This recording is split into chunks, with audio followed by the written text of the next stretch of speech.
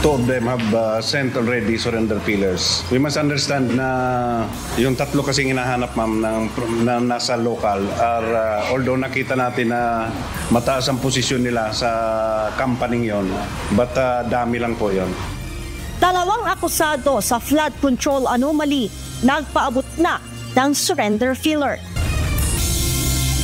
Zaldico is believed to be in Europe, suspected to be in Portugal. He is suspected to have a Portuguese passport acquired so many years ago. Ayun lang ang details. Dating ako Bicol Party List Representative Zaldico, pinaniniwala ang nasa bansang Portugal ayon sa Department of the Interior and Local Government. Sa totoo lang, meron na kaming bine-verify. So siguro dito sa 30, mga tatlo yung bine-verify namin. Initial information, meron. Pero inaantay ko ang Bureau of Customs. Nasa 30 luxury cars na huli ng Land Transportation Office nitong weekend. Actually, ang pinakiusapan ko na lang yung mga kasamahan natin na mag-session tayo bukas kahit na holiday. Kasi kung magse-session tayo ng Wednesday for period of amendments yun, talaga madidelay yun. Siguradong madidelay na yun. Senado gahol na sa schedule ng pagpapasa ng proposed 2026 national budget ayon kay Senador Sherwin Gatchalian.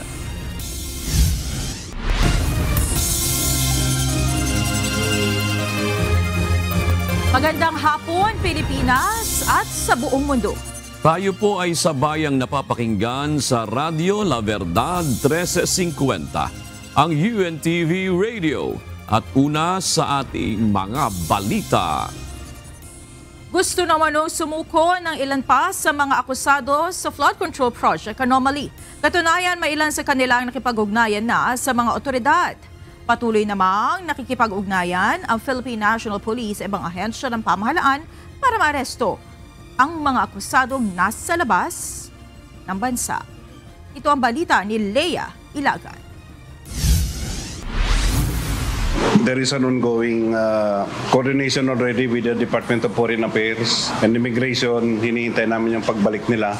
And yung tatlo, ma'am, continuing ang manhunt operation. Nagpahayag na ng kahandaang sumuko ang dalawa sa tatlong opisyal ng SunWest Construction and Development Incorporated na idinadawit sa mga maanumalyang flood control projects. Ayon kay Philippine National Police Criminal Investigation and Detection Group Director, Police Major General Alexander Morico II, nagpadala na ng surrender fillers sa kanila ang mga ito. Ang dalawang SunWest official ang target sana ng operasyon ng CIDG National Capital Region noong Biyernes sa isang hotel sa Pasay City. Two of them have sent already surrender pillars. We must understand na yung tatlo kasing hinahanap, ma'am, na nasa local are, although nakita natin na mataas ang posisyon nila sa company yon, but dami lang po yon. Base sa nakarating na impormasyon kay Major General Morico, walang kakayahang magbayad ng abogado ang dalawa, kaya't nagdadalawang isip sumuko. Basically, they do not have the money and capacity to pay for a lawyer ng sarili nila. They've communicated already. They're here, ma'am. That's the reason why 2 days ago, may mga information kami, pinapollow up namin. Narinig nyo naman, na-cover nyo naman siguro yung sa hotel dito sa Metro Manila and the one that we have searched in Region 5. Dagdag ni General Morico, patuloy ang kanilang koordinasyon sa Bureau of Immigration at Department of Foreign Affairs para mahanap ang 4 na akusado na nasa ibang bansa. We hope na bumalik sila kasi I think there is an effort also coming from the government to cancel their passports. Sa 16 na akusado sa flood control project anomaly, 9 na ang hawak ngayon ng mga otoridad. 7 naman ang nananatiling at large kabilang ang 3 opisyal ng SunWest Construction at si dating ako Bicol Party List Representative Zaldico. Tiniyak din ng CIDG sa mga akusado na igagalang nila ang karapatang pangtao ng mga ito oras na mahuli o sumuko sila sa mga otoridad. Leia Ilagan, UNTV News and Rescue. Diyos ang aming sandigan, serbisyo publiko ang aming pinahahalagahan. Muling nagpulong ngayong araw ang iba't ibang ahensya ng pamahalaan sa pangunguna ng Independent Commission for Infrastructure o ICI. Ito ay may kaugnayan sa recovery ng public funds at asset na galing sa kontrobersyal na proyekto ng gobyerno. Ito ang balita ni Jed Neresina. Would like to encourage the agencies in this TWG to continue the hard work, and we hope that we can continue to have more results. Hindi sapat na makulong lang ang mga sangkot sa kontrobersyal na flood control project scandal. Kailangan din ng restitution o pagbawi ng umano'y ninakaw na pondo ng bayan. Ito ang isa sa layon ng binuong Technical Working Group o TWG para sa National Asset Recovery sa pangunguna ng Independent Commission for Infrastructure o ICI. Ngayong araw isinagawa ang ikatlong pagpupulong ng ICI kasama ang iba't ibang ahensya ng pamahalaan. Dito na nawagan si ICI Commissioner Rogelio Babe Singson sa mga dumalo na ipagpatuloy ang masusing pagtatrabaho upang mapabilis ang resulta. Binanggit niya rin ang malakas na panawagan ng publiko sa 1 trillion march kahapon.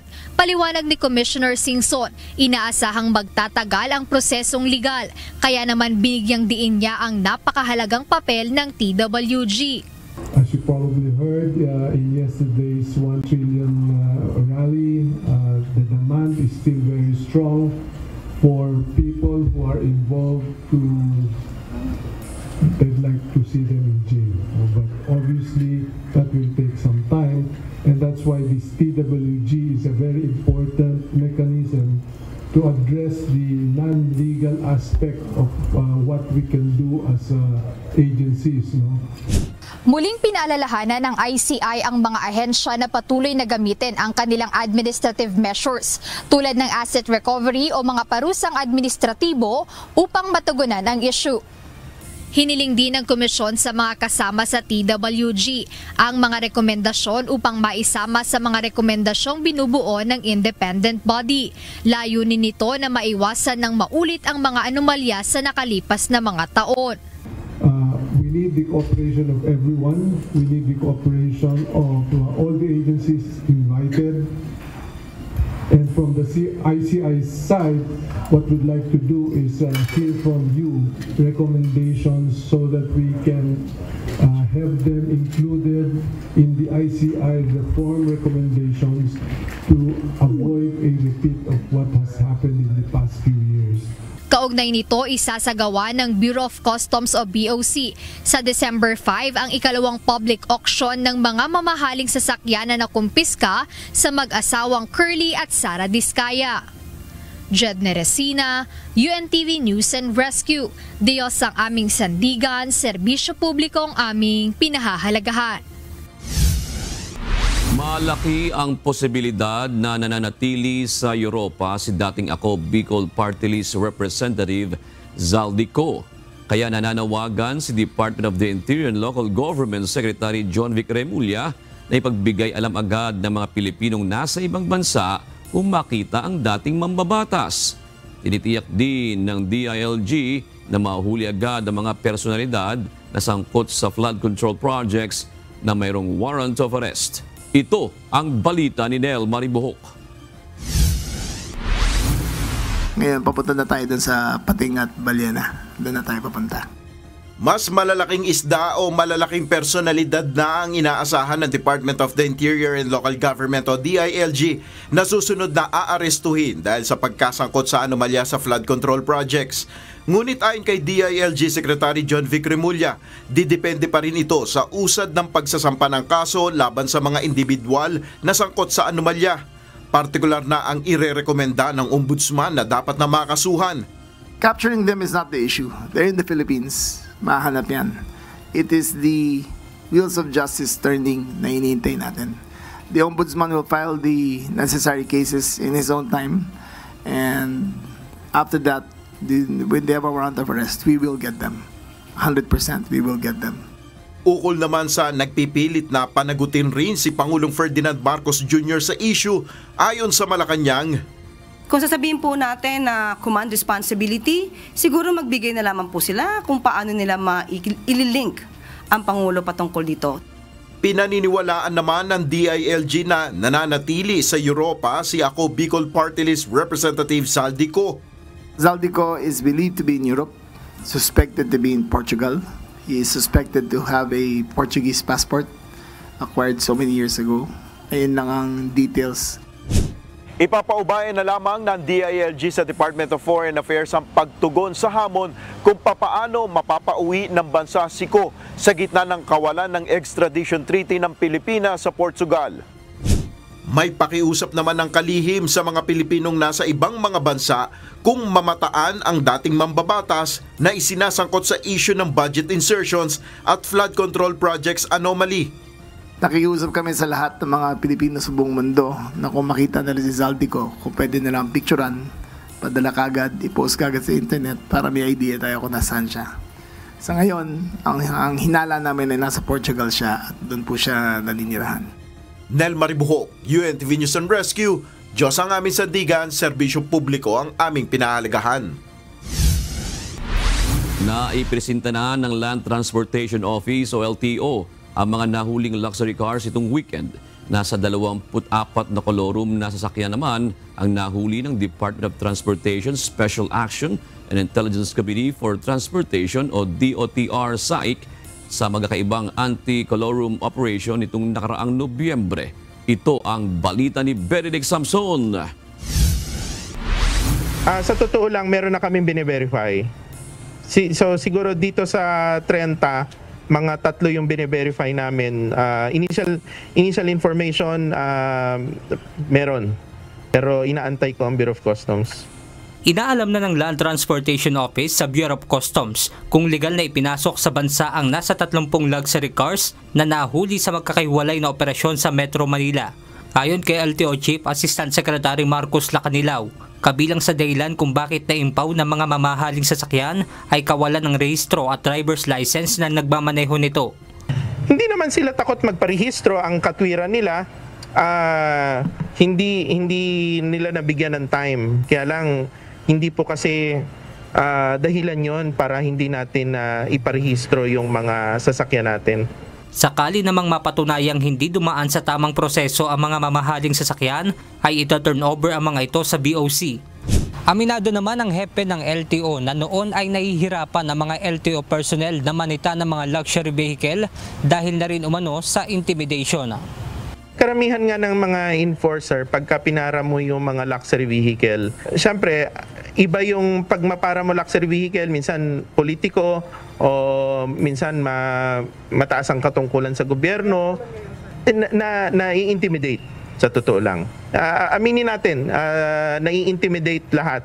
Kaya nga kami, sabi ko nga sa kanila, kaya sinimulan ko yung paghuli. Ako ang kauna-unahang naghuli ng luxury vehicle. Hinuli ko yung Urus, yung sumunod na Ferrari. So nagsunod-sunod na. Samantala, nasa 24 na kolorum na sasakyan na iligal na namamasada ang nahuli ng mga tauhan ng Department of Transportation, Special Action and Intelligence Committee for Transportation o DOTR SAIC matapos ang mga isinagawang anti-colorum operation noong nakaraang buwan. Kabilang sa nahuli ng DOTR SAIC ay 9 na bus, 13 van at 2 sedan o taxi. Ayon sa SAIC, sa pamamagitan ng operasyon kontra colorum, mapapanatili nila ang kaligtasan ng kapakanan ng mga pasahero at integridad ng kalsada. Aabot naman sa nasa 11.8 million pesos ang malilikom nila kapag nagbayad ng multa ang mga ito.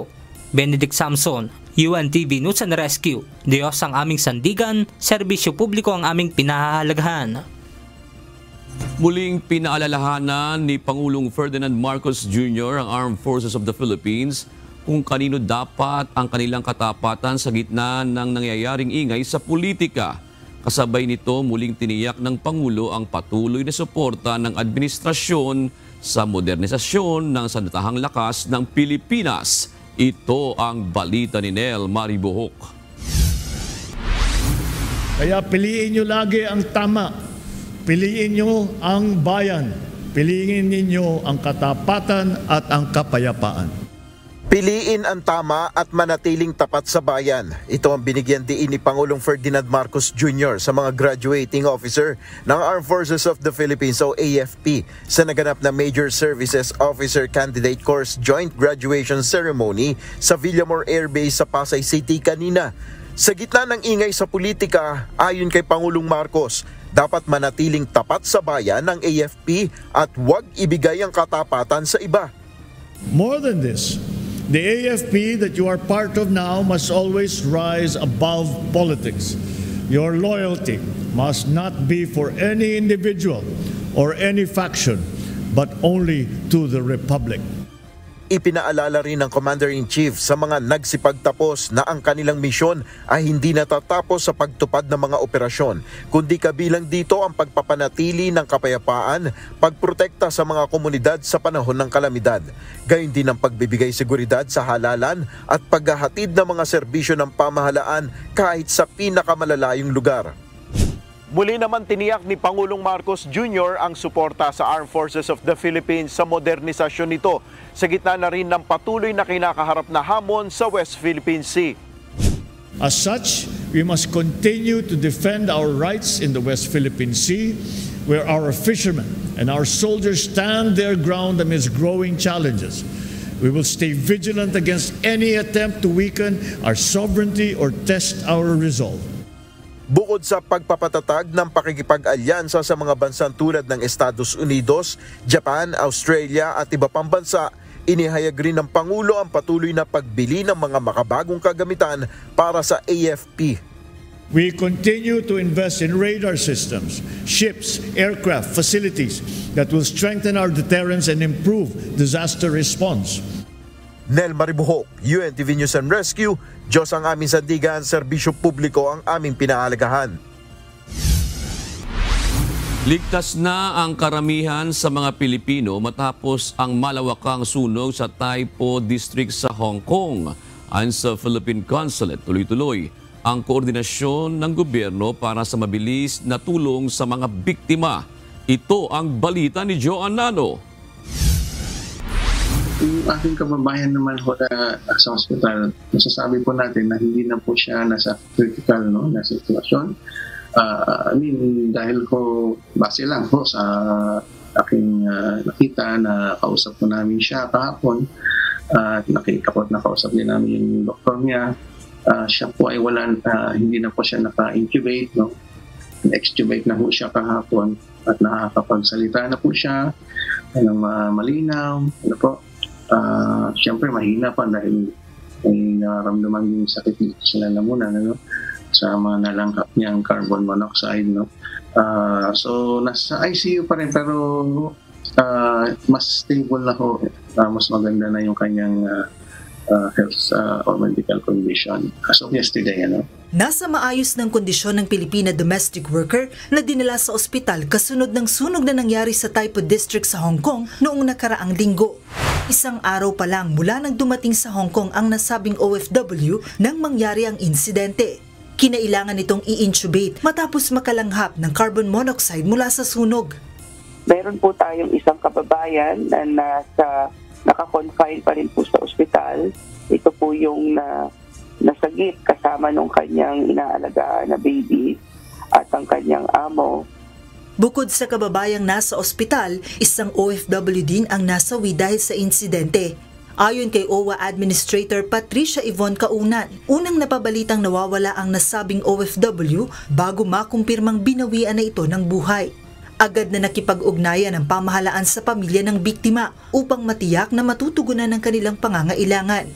On top of the death and burial benefits, inassure din namin yung pamilya niya at nakausap ko mismo yung anak na meron siyang educational assistance from OWA na matatanggap bilang yung kanyang ina ay namatay na active member mula ngayon hanggang matapos na yung kanyang kolehiyo. Minamadali na rin ang pamahalaan ng pagproseso para sa repatriation ng nasabing OFW. Naka-focus kami ngayon na mapabilis yung pag-uwi sa remains ng ating kababayan. Meron na rin bilin yung pamilya kung ano yung gusto nila sana saan dalhin. And yung financial assistance, pinaprepare ko na rin. It's just that on the part of our policy here, kailangan maiuwi muna namin po yung remains ng ating kababayan. Yung repatriation of remains. So, siyempre, yun po ang ating focus sa ipapauwi ng labi ng ating kababayang nasawi. We're doing everything para mapabilis ito. Usually, ang time frame mo natin yan 2 weeks. So, subukan natin pong pabilisin pa para maayos yung mga documents yan. Samantala, kinumpirma ng Philippine Consulate sa Hong Kong na mula sa 73 Pilipinong may address sa nasunog na resident blocks, 6 na po sa kanila ang nasa lugar ng mangyari ang sunog. Karamihan sa mga ito ay nasa ligtas ng kalagayan. Ang ilan ay pansamantalang naninirahan sa shelters na inihanda ng Hong Kong government habang ang iba ay nasa kamag-anak ng kanilang mga employer. Pagdating naman sa pangangailangan, may marami hong mabubuting puso pagdating sa food, sa mga clothes na kailangan nila. Nakikita namin, maganda ko yung tulong na dumarating sa kanila. On top of that, syempre ang Philippine government, diyan po ang ating BMW at ang OWA po natin na tulong nagbibigay ko ng financial assistance sa kanila. Nakikita ko very good yung synergy ng ating Philippine government at ng Hong Kong government. At the same time, yung Filipino community is... Sa ngayon, 2 OFW pa lamang ang nawawala at inaalam pa ng konsulado ang kinaroroonan ng mga ito nang mangyari ang sunog. Again, as I said, hindi po automatically ito-conclude natin na sila ay nandoon nga sa area nung nangyari yung sunog. Kasi isipin din natin kung meron pa talagang dalawa na kababayan lang, halimbawa lang, ay epektado nga doon sa apoy. Siguro kung naman by this time ay may lalapit na sa atin, so may mababalitaan tayo na kamag-anak, kaibigan, na magsasabing mawalang ang kanilang kamag-anak. So up to now, wala po eh. Patuloy din ang pagbibigay ng tulong ng pamahalaan ng Pilipinas sa pamamagitan ng OWA at DMW upang matiyak na matutugunan ng pangailangan ng mga OFW. Tiniyak din ng Konsulado ng Pilipinas sa Hong Kong na nakahanda silang umasiste sa mga kababayang posibleng nawalan ng hanap buhay dahil sa sunog. Joanna Ano, UNTV News and Rescue. Diyos ang aming sandigan, serbisyo publiko ang aming pinahahalagahan. Narito naman ang mga balita sa iba't ibang panig ng mundo. Ihahatid ng ating global correspondent na si Jack De Ocampo mula sa Chester, United Kingdom.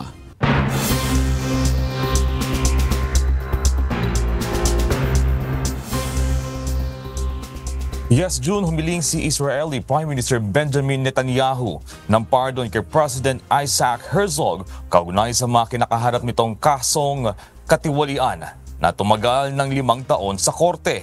Ayon sa opisina ng Pangulo, pag-aaralan muna nila ang opinyon ng mga justice officials dahil malaki ang implikasyon ng kahilingan ng Prime Minister. Iginiit ni Netanyahu na ang interes ng bansa ang nagtulak sa kanya para hilingin ang pardon kasabay ng pagbibigay diin na wala siyang kasalanan. Mariing tumutol ang oposisyon at sinasabing walang pardon na ibibigay kung hindi aaminin ni Netanyahu ang kanyang mga nagawa at hindi ito aatras sa politika. Productive para kay U.S. Secretary of State Marco Rubio ang mga pag-uusap na ginagawa kasama ang Ukraine tungkol sa posibleng kasunduan na layong tapusin ang 3 taong digmaan nito sa Russia. Gayunman, aminado ito na marami pang dapat pang pagtrabahuhan at pag-usapan bago makamit ang tunay na kapayapaan. Ito ang balita ni Pong Mercado. So this is not just about ending a war. This is about ending a war in a way that creates a mechanism and a way forward that will allow them to be independent and sovereign, never have another war again. Nagsagawa ng pagpupulong sa Florida ang delegasyon mula sa Ukraine na pinangungunahan ni Rostom Umerov, ang bagong chief negotiator ng bansa, kasama ang ilang opisyal ng Estados Unidos kaugnay sa 28-point US peace plan na layong wakasan ng giyera sa pagitan ng Ukraine at Russia. Ayon kay Secretary Rubio, hindi lamang dapat ituon ang negosasyon sa pagtatapos ng labanan, kundi sa pagbuo ng matibay na kondisyon para sa pangmatagalang kalayaan at kasaganahan ng Ukraine. Sa panig naman ng Ukraine, sinabi ni Umerov na malaking bagay para sa kanila ang nakasuporta ang Estados Unidos sa mga usapan na tumatalakay sa seguridad, pag-iwas sa muling agresyon at sa pagbangon ng Ukraine mula sa digmaan. Dumalo rin sa pagpupulong ang envoy ni President Donald Trump na si Steve Witkoff at ang manugang ni President Trump na si Jared Kushner na mga katulong sa pagtutulak ng bagong peace plan sa pagitan ng Ukraine at Russia. Pinuri ni Ukrainian President Volodymyr Zelensky ang takbo ng pag-uusap at nagpasalamat kay Trump sa pagtutulak ng usapang pangkapayapaan. Американська сторона проявляє конструктив і цілком реально найближчими днями доопрацювати кроки, щоб визначити, як достойно закінчити війну. Українська делегація має необхідні директиви. І я очікую від хлопців роботу згідно з чіткими українськими пріоритетами. Gayunmay nananatiling malaking balakid ang usapin ng mga teritoryong inangkin o kontrolado na ng Russia na hanggang ngayon ay walang resolusyon. Patuloy namang iniinda ng Ukraine ang pinsalang dulot ng sunod-sunod na opensiba ng Russia. Libu-libong militar at sibilyan ang nasawi at mahigit 7 milyon ang naging refugee mula nang mag-umpisa ang gyera nito sa Russia noong 2022. Pong Mercado, UNTV News and Rescue, Winnipeg. Diyos ang aming sandigan, serbisyo publiko ang aming pinahahalagahan. Itinanghal ng Oxford University Press ang Rage Bait bilang Word of the Year ngayong 2025. Ito ay matapos tumaas ng triple ang paggamit nito o usage nito sa social media sa nakalipas na 12 buwan. Ang Rage Bait ay tumutukoy sa online content na sinadyang magpagalit o mangudyok ng emosyon para sa mas mataas na engagement ng isang post o content sa social media. Tinalo ng Rage Bait ang iba pang shortlisted terms na aura farming at biohack na parehong sumasalamin din sa digital culture. Ayon sa Oxford, base sa mga nagiging popular na terminology ngayon, malinaw na mas nagiging mulat ang publiko sa mga manipulasyong kumakalat sa internet. Kabilang sa mga naging Word of the Year ng Oxford sa mga nakalipas na taon ang mga salitang brain rot, selfie, goblin mode at Riza. Simula sa Enero, mas maigpit nang ipatutupad ng Singapore ang pagbabawal sa paggamit ng smartphones at smartwatches sa lahat ng oras sa paaralan. Ayon sa Ministry of Education, dapat itago ng mga estudyante ang kanilang devices sa lockers o school bags sa loob ng paaralan upang mabawasan ang digital distractions at mapabuti ang focus sa pag-aaral. Ayon sa ministry, ang labis na paggamit ng screen ay nakakaapekto sa pagtulog, pisikal na aktibidad at pakikipag-ugnayan sa pamilya at kaibigan. Pinapayagan lamang ang paggamit ng smartphone sa mga espesyal na pagkakataon na kinakailangan habang ang hakbang ay bahagi ng pandaigdigang trend laban sa labis na paggamit ng teknolohiya ng kabataan. At diyan ang mga balita mula sa iba't ibang panig ng mundo mula dito sa Chester, United Kingdom. Ako si Jack De Ocampo. Magandang gabi. Muling iginiit ng Philippine National Police na hindi nila kukonsintihin ang mga tauhang nakagawa ng hindi tama o lumalabag sa batas. Kaya naman agad dinali sa pwesto ang mga pulis na botas na sangkot sa umano'y torture sa 2 murder suspects. Ito ang balita ni Lea Ilagan. Yung transformation ng PNP is continuing one. We have a good program for that. We have the internal disciplinary mechanism. Meron po siyang 3 phase. Ito po yung preventive, ito yung punitive at saka restorative. And it works. Tinanggal sa pwesto ng Philippine National Police ang 9 na tauhan ng navotas PNP. May kinalaman ito sa pagkakasangkot sa umano'y pag-torture sa 2 murder suspect. Ayon kay PNP Public Information Office Chief Police Brigadier General Randolph Tuanyo, ang mga ito ay inali sa pwesto habang isinasagawa ang investigasyon. Nadagdagan po sila ng isa, naging 9 na po sila. Ito po yung kanilang Chief Investigation Officer. Madagdag po sa body siyam. Sila po ngayon ay mga relieved at nasa District Pihaw po ng Northern Police District. Base sa salaysay ng isa sa mga suspect, November 9 na mangyaring insidente. Binugbog at pinalo umano siya sa ulo ng mga pulis dahilan para mawalan siya ng malay. Ngunit mariin itong itinanggi ng Navotas Police. Samantala, sumuko naman ang 6 pang tauhan ng PNP Drug Enforcement Group na sangkot sa pangmumulestya at pagnanakaw sa Cavite. As a matter of protocol and directive, officially na-relieve na po sila sa PNP DEG. Nakadetain po sila sa detention facility ng HSS sa ngayon. November 22 na magsagawa ng drug operation ang 14 na tauhan ng PNP DEG sa Bacoor, Cavite. Hindi natagpuan ng mga pulis ang kanilang target, kaya't pinagdiskitahan ng mga ito ang girlfriend ng suspect at umano'y pinagsamantalahan ng team leader ng grupo. Binigyan diin naman ng pambansang pulisya na hindi nila kinukonsinti ang mga opisyal at tauhan nito na gumagawa ng mali. Sa katunayan, sinabi ni Philippine National Police Acting Chief Police Lieutenant General Jose Melencio Nartates Jr.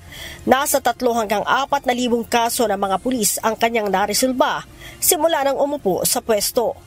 This is a matter of proper investigation and to ensure that they will be charged when nagkaroon ng shenanigans and or misdemeanor ang isang pulis. Walang takipan at kailangan i-resolve at i-implement ang ating resolution na gagawin. Okay? So, yan po ang ginagawa natin together with our Inspector General. Dagdag pa ni General Nartates, hindi sumasalamin sa buong organisasyon ang katiwalian ng iilang pulis. Leia Ilagan, UNTV, News and Rescue. Diyos ang aming sandigan, serbisyo publiko ang aming pinahahalagahan. Target na Department of Information and Communications Technology na pababain ang presyo ng internet service sa bansa. Kaugnay nito, 3 foreign internet service providers ang nagnanais din nilang pumasok ng Pilipinas. Ito ang balita ni Evan Alvarez. We expect the internet prices to become lower. Hopefully, by next year, it would be felt already. Abot kayang internet ang target ng Department of Information and Communications Technology para sa susunod na taon. Ito'y kasunod ng pagsasapubliko ng Implementing Rules and Regulations ng Konektadong Pinoy Act. Ayon sa DICT, inaasahang aarangkada na ang probisyon ngayong Disyembre bago tuluyang gumulong ang batas sa susunod na taon. Kasama sa mga layunin ng Konektadong Pinoy Act ay gawing mura ang internet sa bansa. Dapat at least 40% yung reduction. Yun yung target. Now, hindi lang dapat reduction in price. So, ang dapat mangyari, mumura na siya, gaganda pa yung quality. Yun yung kailangan gawin. Ayon sa DICT, sa kasalukuyan pumapalo sa 480 hanggang 1,300 pesos ang internet prepaid subscription kada buwan, habang nasa 1,500 naman hanggang 10,000 pesos ang bayad sa postpaid plans. Ngunit depende pa rin ito kung anong promo at aling internet service provider ang iyong kinuha. So mag-factor in ka ng reduction of 40%, pero mas maganda yung service, yun yung gusto natin gawin.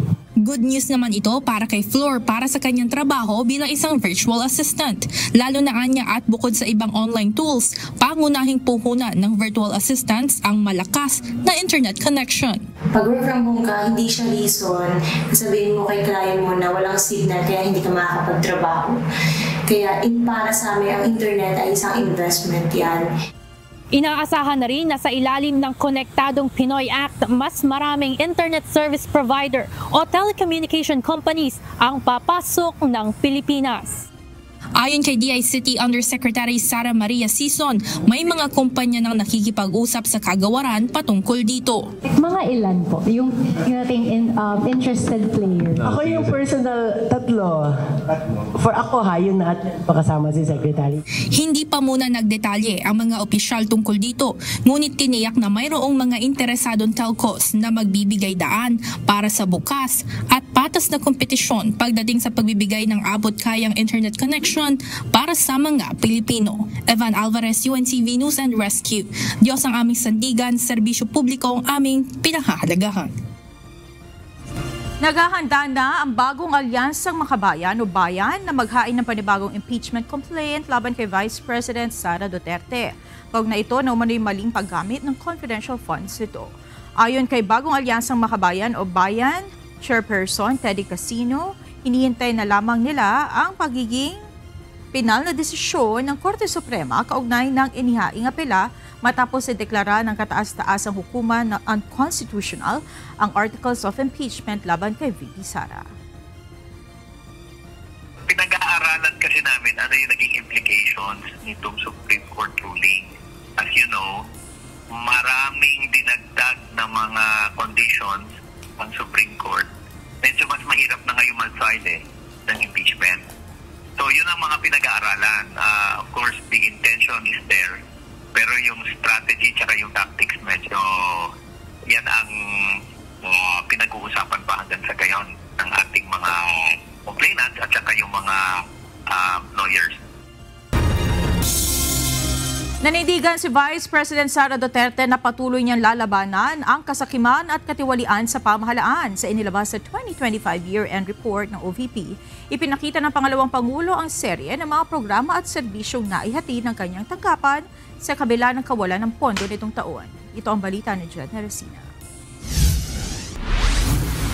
Mga kababayan, patuloy tayong lalaban sa kasakiman ng mga iilang mataas na opisyal ng ating pamahalaan.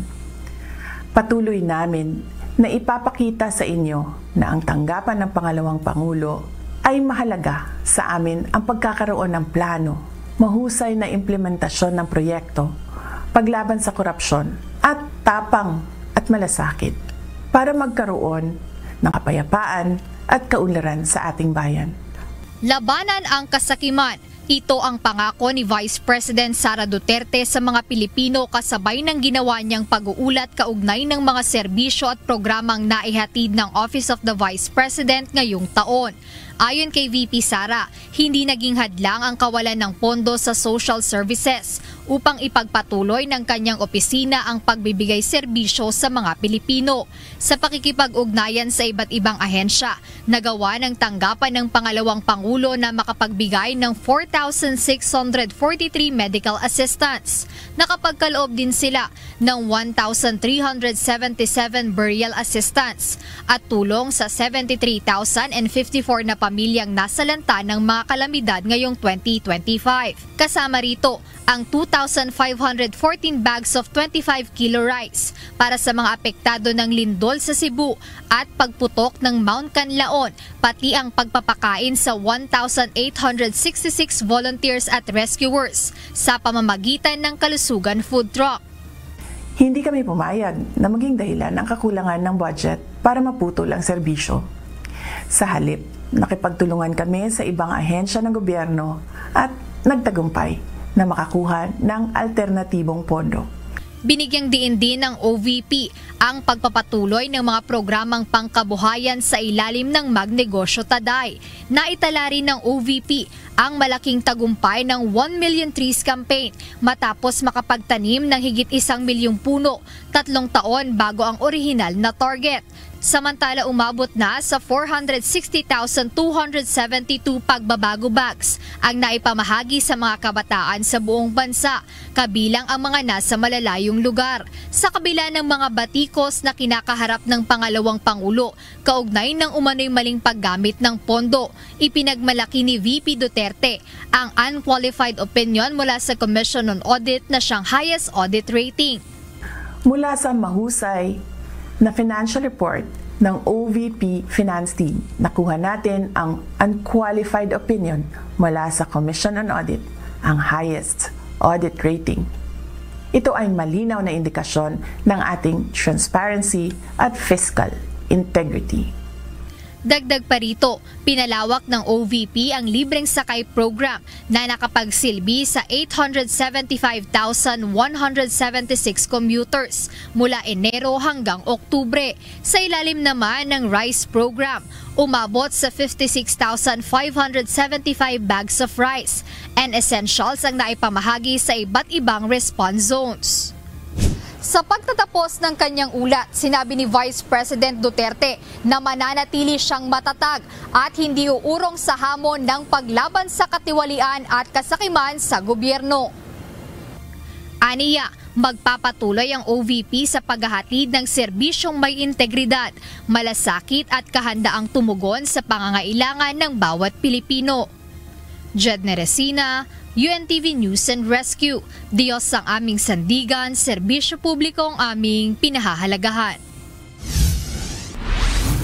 Nasilip ng Commission on Audit o COA ang umano'y delayed liquidation ng financial grants ng Office of the Vice President sa programa nitong Magnegosyo Today noong 2024. Sinasabing hindi liquidated ang nasa 465,000 pesos para sa 31 individual at 1.6 million pesos para sa 11 NGOs o CSOs sa itinakdang panahon at naantala ng 2 hanggang 154 na araw. Ayon sa COA, bagamat may sistema ang OVP sa pagmomonitor sa paggamit ng pondo, walang nakasaad na parusa para sa hindi pagsusumite ng ulat o late liquidation.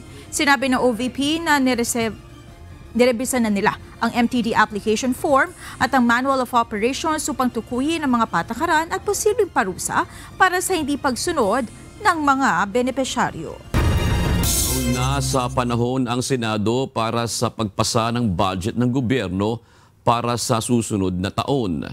Ngunit ayon sa chairman ng Senate Committee on Finance na si Senador Sherwin Gatchalian, hindi naman ibig sabihin nito na magkakaroon na ng re-enacted budget sa 2026. Ito ang balita ni Asher Cadapan Jr. Actually, ang pinakiusapan ko na lang yung mga kasamahan natin na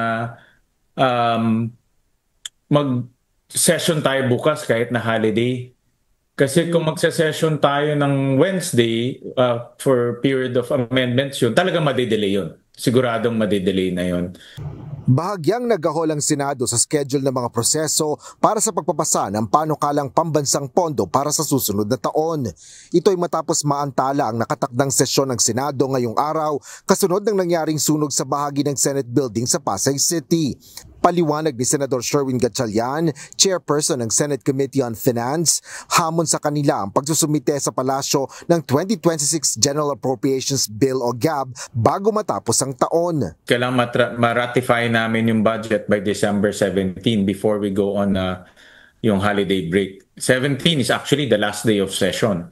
No? So very tight talaga, very tight. Batay sa kalendaryo ng proposed 2026 budget deliberation na inilahad ni Senador Sherwin Gatchalian, bukas isasagawa ang period of amendments.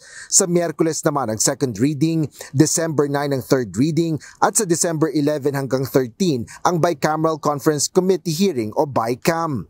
Target naman na mapirmahan ang panukala ni Pangulong Ferdinand Marcos Jr. sa December 29 bago matapos ang taon. Dahil nagawa naman ang paraan at batay na rin sa schedule adjustments na ginawa ng Senado, tiniyak ni Senador Win Gatchalian na wala na sa ngayon ang posibilidad ng budget reenactment.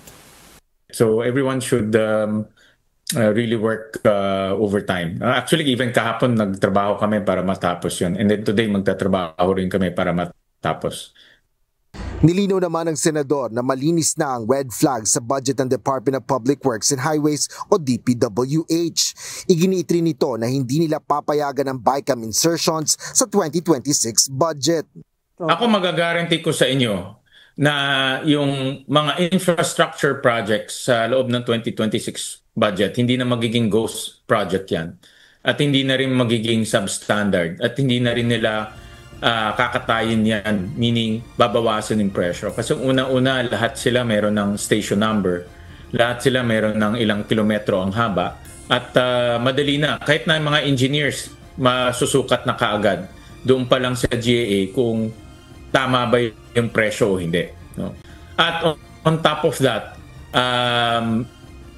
minandato pa namin yung DPWH na magbawas pa ng presyo. Dahil nga, may mga nakita tayo na pwede pang bawasan yung presyo. Plano ng Senate Finance Committee Chair na aprubahan sa pagitan ng Kamara at Senado ang ilang ground rules sa BICAM ng 2026 budget.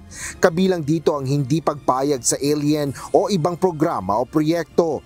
Gayon din ang paglilimita lang ng BICAM sa usapin kaugnay ng disagreeing provisions o pagkakaiba sa bersyon ng dalawang kapulungan ng Kongreso. Asher Cadapan Jr., UNTV News and Rescue. Diyos ang aming sandigan, serbisyo publiko ang aming pinahahalagahan. Personal na ininspeksyon ni Senate President Vicente Soto III ang mga pasilidad ng Senado na naapektuhan ng sunog sa bahagi ng gusali. Ayon kay SP Soto, isinasaayos nila ang ilang pinsala at nabasang mga gamit, partikular na sa plenary session hall. Kasabay nito ang pag-inspeksyon din ng ilang investigador sa pinangyarihan ng sunog. Well, in the course of inspecting pa, no? But right now, as we speak, the arson investigators are further investigating some of the areas in the third floor. Tapos ako naman sinisiguro ko na yung trabaho dito, kung magagawang 24 hours yan by tomorrow, kaya kami kahit holiday yung Pasay, will convene for the period of amendments. Binigyan din ni Senator Soto ang kahalagahan ng pag-asaayos ng session hall para sa isinasagawang deliberasyon ng 2026 budget. Masyado nang delayed. Delayed na kami na isang araw because of the Friday additional period of interrelation. Tapos delayed ngayon, dapat ngayon ang period of amendments. So another delay yan. So hindi na pwede mag-delay bukas. Dapat magpadala ng formal na sulat si Senador Ronald Bato de la Rosa sa Senate Committee on Finance at sa tagapangulo ng Senado. Ito ang inihayag ni Senador Sherwin Gatchalian, chairman ng committee, sa gitna ng halos isang buwang pagliba ni Senador Bato sa Senado. Bunsod nito, ilang ahensya sa ilalim ng chairmanship ni De La Rosa ang hindi nito nadepensahan sa plenary deliberation. Paliwanag ni Gatchalian, dapat formal na ipaliwanag ni De La Rosa kung bakit hindi ito makadadalo sa Senado. Siguro maganda mapag-usapan ito in a caucus kung ano ba yung mga contingency. Like for example, kagaya the case nga ni Senator Bato na siya ang Vice Chair defending a particular agency in Department of National Defense. At that time, kasi inupuan ko lahat ng mga agency. So, kabisado ko yung mga budget nila at pinag-aralan ko rin. So, but baka may mga cases na hindi ganun yung pangyayari. So ano yung mga contingency measures? So mas maganda pag-usapan yan sa caucus because I don't believe na may ganitong, sa pagkaalam ko, may ganitong issue na nangyari in the past. Inirekomenda ng House Ethics and Privileges Committee na patawan ng suspensyon si Cavite 4th District Representative Kiko Barzaga. Ito ay bunsod ng hindi umano angkop na asal ng mambabatas bilang kongresista. Ito ang balita ni Rosalie Cos live. Rosalie, ilang araw ba ang suspensyon at ano ang aksyon ng plenaryo ng Kamara sa rekomendasyon ng House Ethics and Privileges Committee laban kay Congressman Barzaga? June, pinagtibay sa plenaryo ng Kamara yung rekomendasyon ng House Ethics and Privileges Committee na patawan ng 60-day suspension o 60 araw na suspension si Cavite 4th District Representative Francisco Kiko Barzaga sa pamamagitan ito ng botong 249 affirmative o yes, 5 negative o no at 11 abstention o 11 kongresista yung tumangging bumoto. Ang naturang hakbang ay kaugnay ng ethics complaint na inihain laban kay Congressman Barsaga ng mga dating kasama sa National Unity Party o NUP dahil ito sa umano'y hindi angkop na asal ni Congressman Barsaga bilang kongresista. Kabilang na ang mga pahayag sa social media pages nito na itinuturing ng House Ethics Committee na inciting to sedition o pang-uudyok sa publiko na mag-alsa laban sa pamahalaan. Gayun din ang sinasabing indecent photos o mga hindi angkop na larawang ipinost nito sa kanyang social media account. Pakinggan natin ang pahayag ni House Committee on Ethics and Privileges Chairperson, 4-Piece Party List Representative J.C. Abalos. The committee finds Respondent Representative Kiko Barsaga of the 4th District of Cavite guilty of disorderly behavior by violating Section 141A Rule 20 of the Rules of House of Representatives, 4C of RA 6713, or the Code of Conduct and Ethical Standards for Public Officials and Employees, and by engaging conduct unbecoming of a member of the House, and recommends the imposition of the penalty of 60 days suspension from office without the benefit of salaries and allowances during the period of suspension, with a stern warning that repetition of similar misconduct will result to a more severe disciplinary action. In addition, Mr. Speaker, the committee recommends that the respondent Barsaga be directed to remove all 24 social media posts subject of this case within 24 hours from adoption of this report in the plenary. Bago magbotohan, nagsalita si Navotas City Representative Toby Chanco sa plenaryo pero nagbigay siya ng daan kay Representative Barsaga dahilan upang makapagsalita ito sa plenaryo. Ayon kay Congressman Barsaga, tinatanggap niya ang rekomendasyon sa kanya ng House Ethics Panel. Kasabay nito ang paninindigang dapat papanagutin si Pangulong Ferdinand Marcos Jr. dahil umano sa mga krimen nito. I wholeheartedly accept the decision of the committee. But I maintain my stance that President Marcos must be held accountable for his crimes. Too many people have died and too much money was plundered from the Filipino people for us to stand down now. Hindi na pinatapos ng plenaryo ang pagsalita ni Congressman Barsaga at iginiit ni House Ethics Panel Chairperson 4-Piece Party List Representative Abalos na nabigyan naman na ng pagkakataon si Congressman Barsaga na maipaliwanag ang depensa nito sa proper forum. Una nang idinepensa ni Congressman Barsaga ang freedom of speech o kalayaan sa pagpapahayag sa reklamo laban sa kanya. Kwestiyon naman ng mga kongresistang tumutol sa rekomendasyon ng House Ethics ang desisyon ng plenaryo. Hindi po sa pamamagitan ng aksyong ginawa natin kay Representative Barsaga mababawi ang kredibilidad ng ating institusyon. Is to bring the public's trust back in this House, and this representation firmly believe that this move will not help us to move in that direction.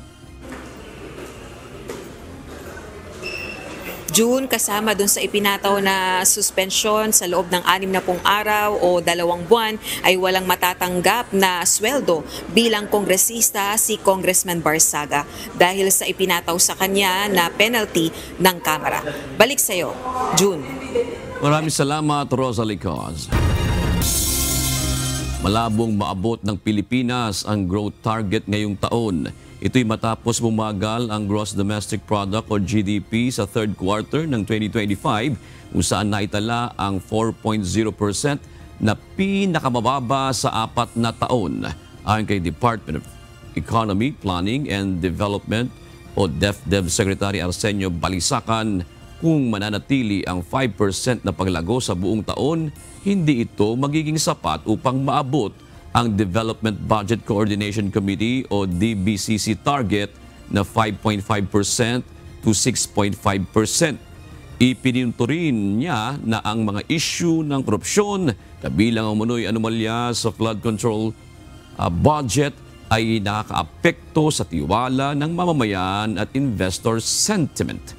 Hinimok ni Balisacan ang pagpapatuloy ng transparency at matibay na pulisiya upang mapanatili ang paglago at mapangalagaan ang kabuhayan ng mga Pilipino. Wala nang ibibigay na palugit o konsiderasyon ng Land Transportation Office sa mga light electric vehicle pagsapit ng 2026. Ayon sa LTO, tuloy na sa Enero ang pag-i-impound sa mga LEV na mahuhuling dadaan sa major thoroughfares. Ito ang balita ni Benedict Samson. Pero pagdating po ng January to, lilinawin ko po sa lahat, wala pong extension yan at tuloy po yung mga hulihan namin. Wala nang magiging extension pa ang panukalang pag-i-impound sa mga light electric vehicle na mahuhuling dadaan sa mga national road. Sa naunang pahayag ng LTO, ngayong araw ipatutupad ang planong pag-i-impound sa mga naturang sasakyan, ngunit iniurong ito sa January 2, 2026. Hindi po ibig sabihin from December 1 to January 1 pwede silang tumakbo sa highway. Hindi po. Sasawayin po ng mga enforcer natin yan na wag silang tumakbo sa national highway pero hindi pa sila mahuhuli. Dagdag pa ng hepe ng LTO, tanging sa national highway lamang ipatutupad ang pag-i-impound sa mga ito. Actually, yung sa national highway lang talaga kasi meron tayong mga pinagbabasihan doon, yung MMDA MC 04-2024, DILG MC 2020-036 Section 2, DILG MC 2023, at saka yung DOTR DILG JMC 001-2017. So, yun yung ano niya. Bakit ba sila bawal? Ito lang yun Dahil yung mabagal sila, madaling maipit sa traffic flow. Tapos mataas yung panganib ng banggaan. Nakikita naman natin Nilinaw naman ng LTO chief na tanging ang mga two-wheel electric bike tulad nito ang pwedeng dumaan sa mga national road na mayroong bike lane at hindi ang mga mayroong 3 gulong o higit pa. Pero kapag po sila po ay lumaki dun sa size nung e-bike nila, kagaya po nung 3 wheels and 4 wheels, hindi sila pwede doon. Pero kung maliit lang po yung e-bike nila at kasya po sila dun sa bike lane, pwede po sila doon.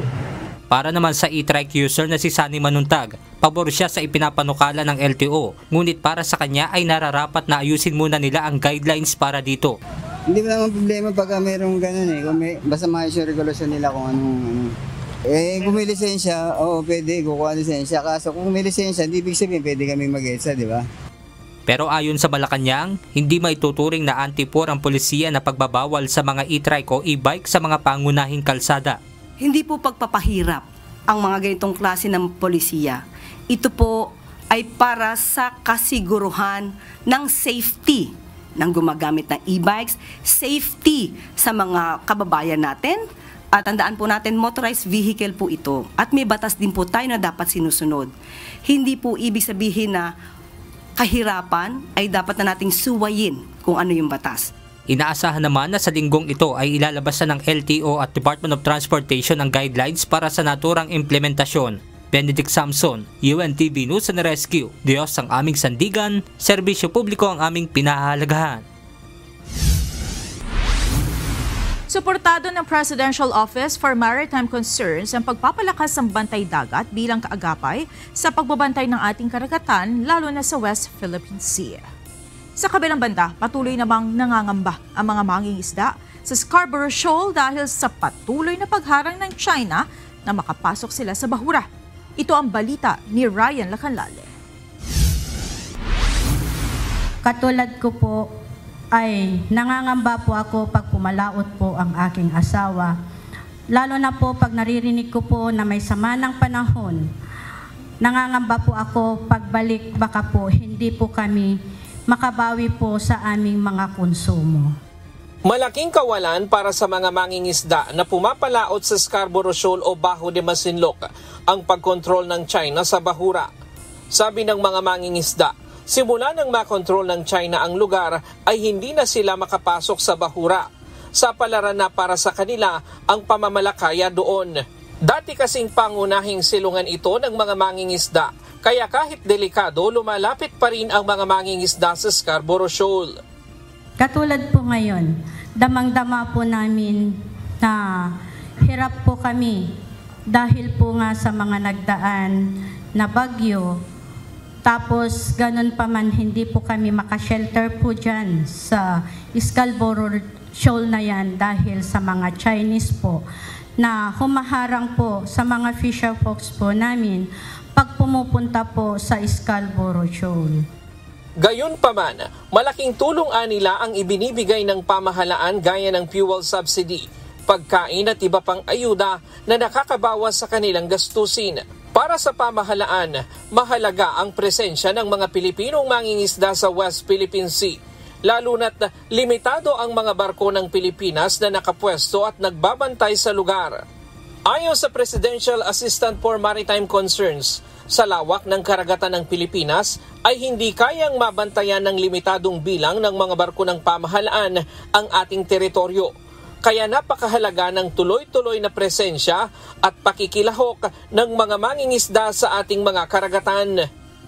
It is evident, however, that no matter the extent of government resources, national authorities alone cannot maintain continuous presence across such a vast maritime area.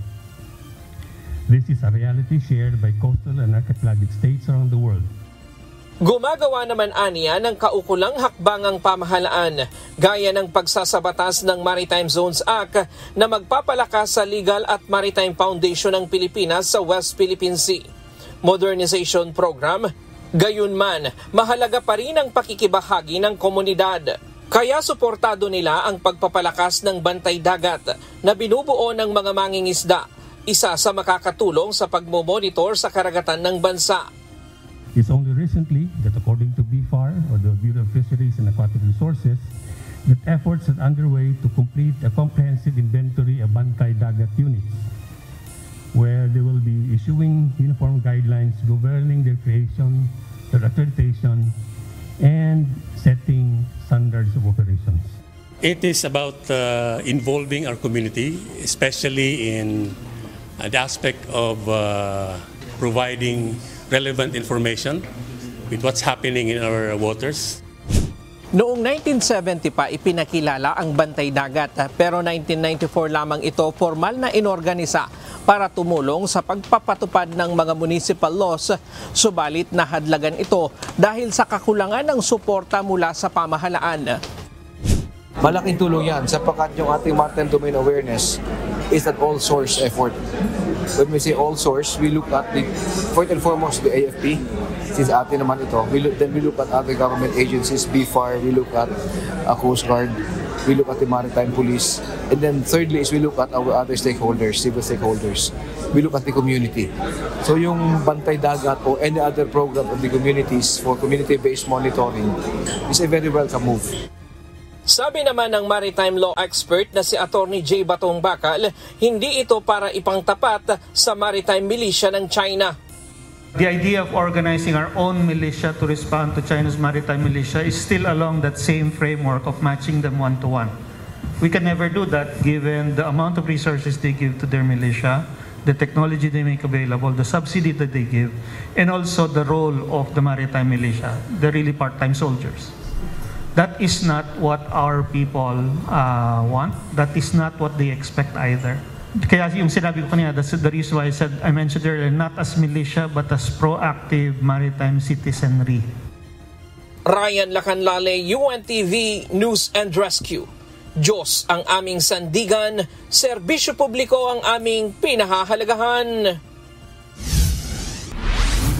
Nagpaalala ang Department of Labor and Employment o DOLE sa mga private employer na dapat maibigay ang 13th-month pay sa mga manggagawa bago o sa December 24, 2025. Sakop nito ang lahat ng rank-and-file employees na nagtrabaho ng kahit isang buwan sa taong ito, kabilang ang mga nakapag-resign, natanggal o nasa maternity leave. Ayon sa DOLE, ang minimum na halaga ay katumbas ng isang 12 bahagi ng kabuuang basic salary ng empleyado, hindi kasama ang allowances, maliban kung kasama sa polisiya ng kumpanya. Magpapatupad ang ahensya ng regular na inspeksyon at hinihingi ang pagsusumite ng compliance report sa online compliance portal bago ang January 15, 2026.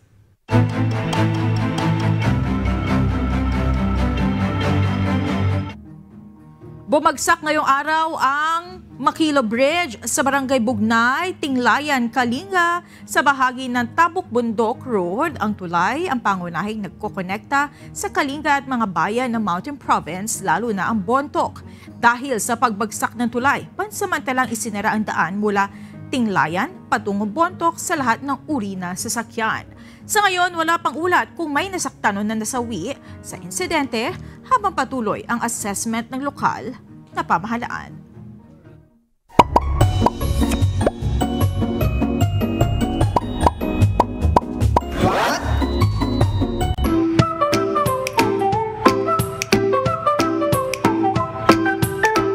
Dagdag kaalaman po. Alam nyo ba, ilang linggo ka lang na hindi kumain ng karne, meron ng magandang mangyayari sa katawan mo. At hindi po biro yan ha, science mismo ang nagsasabi. Panoorin niyo po ito. Ayon sa mga dietitian from UC Irvine, kapag pinalitan mo ang karne ng gulay, whole grains at legumes, dalawang bagay agad ang nangyayari. Mas kaunti ang calories kaya mas madaling pumayat. Bumababa ang blood pressure at blood sugar dahil sa potassium, magnesium at fiber ng plant foods. Isang 2018 study pa nga ang nagsabing pwedeng mabawasan ng 4 pounds ang timbang after a few months of going meat-free. At hindi lang yan. Kapag plant-based ang meals mo, nagbabago ang bacteria sa tiyan mo. Mas dumarami ang good bacteria na kayang mag-breakdown ng fiber at nababawasan ang bacteria na nagpo-process ng karne na konektado sa inflammation. Sa Stanford study, bumaba ang isang klase ng bacteria na may link sa sakit at pamamaga. May studies din na nagsasabing pwedeng tumaas ang immune activity after just 2 weeks of vegan meals. Ibig sabihin, mas alert ang katawan sa pagsugpo ng viruses at infection. Pero tandaan, hindi kailangan maging vegan forever para mag-benefit. Even the Mediterranean diet with small amounts of meat shows similar health improvements. So kung gusto mo lang mag-reset, go ahead! Kumain ka ng gulay, kumain ka ng mga beans, ng prutas. Hindi yan magic, hindi fad, kundi human biology.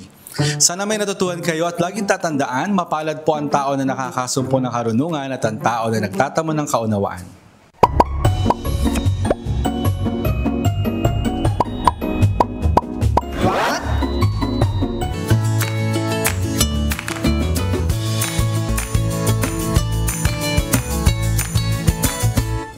Narito po ang ating mga naging kausing ngayong pong araw ng Lunes.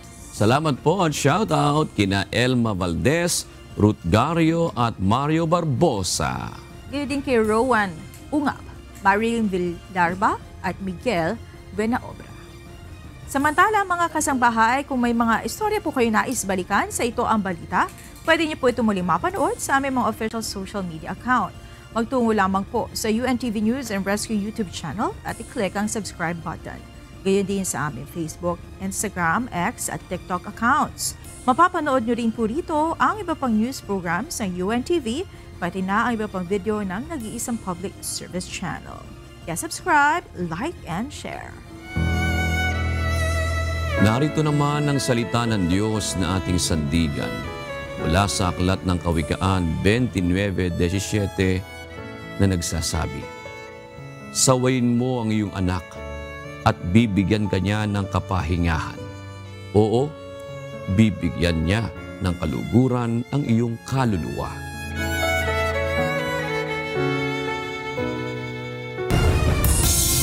At yan ang naging kabuuan ng ating balitaan ngayong gabi. Aming inilahad ng buong katapatan kung paano namin nasaksihan. Kayo po'y makapagtitiwala ng aming nakita at narinig ang aming ibinabalita. At dito po sa UNTV, Diyos ang aming sandigan, serbisyo publiko ang aming pinahahalagahan. Magandang gabi po.